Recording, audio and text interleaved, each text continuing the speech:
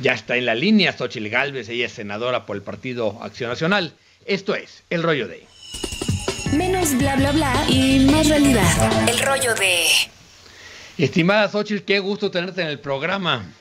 Diego, buenos días, qué gusto saludarte a ti. Me encuentro en León, a punto de participar en este foro de empresarios Alemania, Guanajuato, y bueno, en un rato estaré ahí hablando sobre temas de sustentabilidad, Agenda 2030, en fin.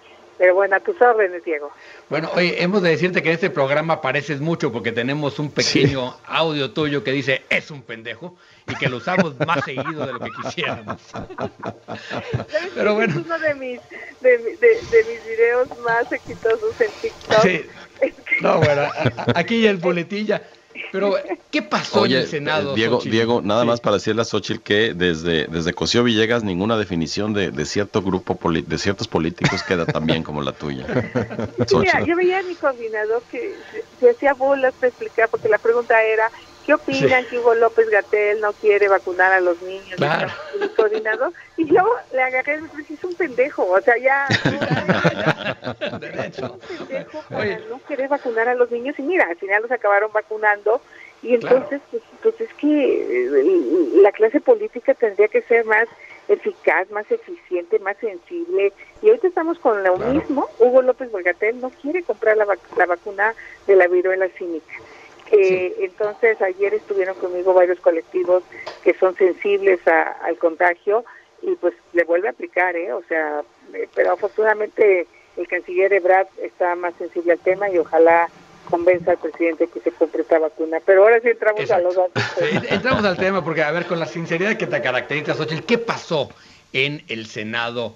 Se veía hasta hace 10 días, 15 días, muy fuerte el bloque de contención, y los fueron doblando uno a uno a 9 priistas y 2 perredistas.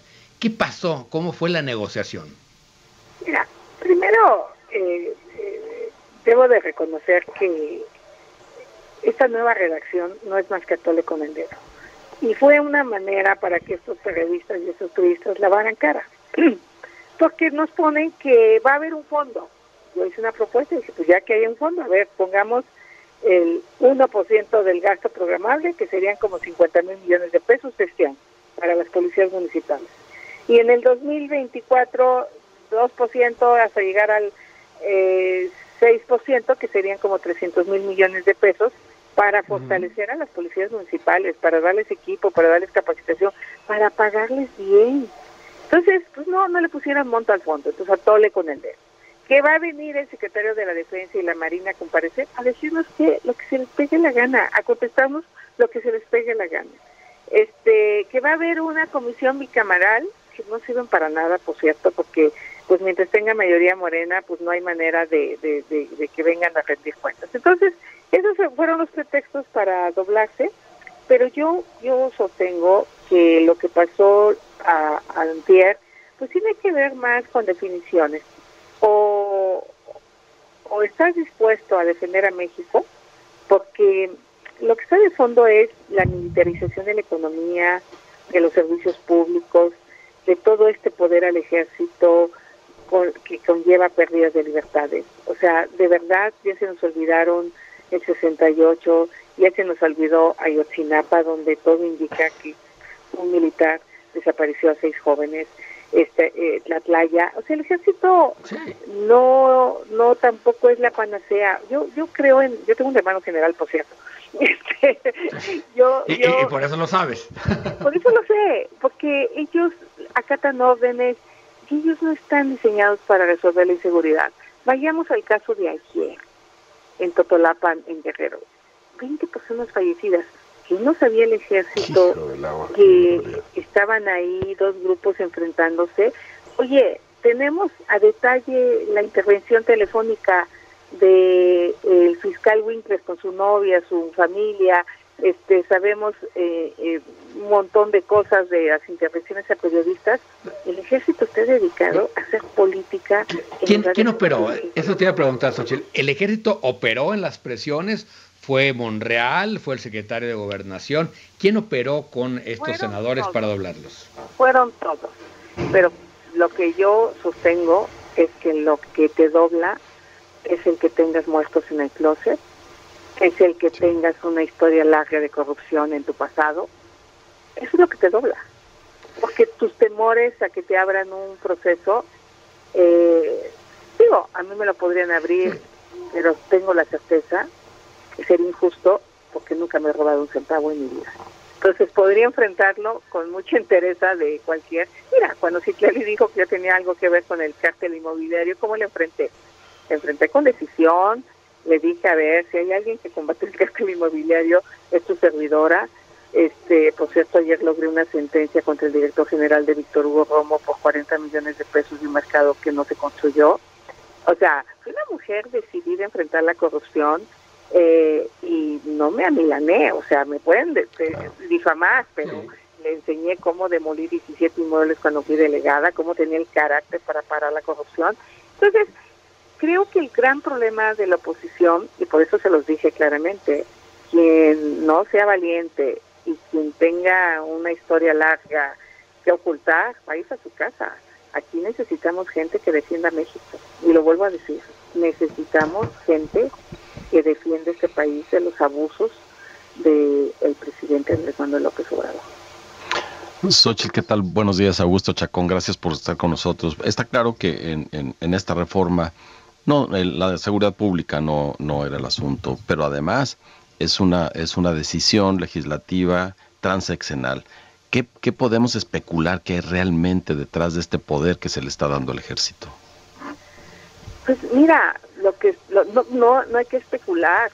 O sea, lo que el presidente encontró en ellos, pues son socios del cash. El ejército es totalmente opaco.